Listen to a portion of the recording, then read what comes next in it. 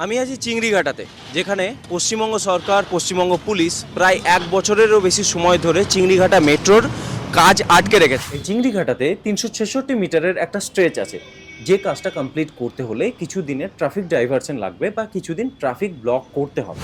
RBNL railway নিগমের তরফ থেকে বলা হয়েছে যে মাত্র 6টি রাত চাই, 6 রাত্রের মধ্যে আমরা কাজ কমপ্লিট করে দেব। বাট স্টিল ট্রাফিক ডাইভারশন করার জন্য আলাদা রোডও প্রোভাইড করেছে আরবিএনএল।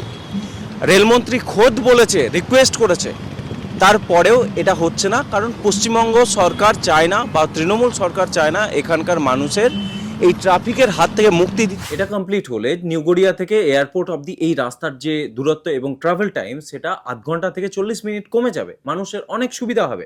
এবং কলকাতা হাইকোর্ট অত্যন্ত বিরক্ত হয়ে জানুয়ারি মাসে রায় দেন যে ফেব্রুয়ারি 15-র মধ্যে এই চিংড়িঘাটা ফ্লাইওভারের কাজ কমপ্লিট করতে হবে। বাট স্টিল দেখুন, আমি আজকে এখানে এসে দাঁড়িয়ে আছি, তাতেও আমি দেখতে পাচ্ছি না যে কোনো কাজ হয়েছে।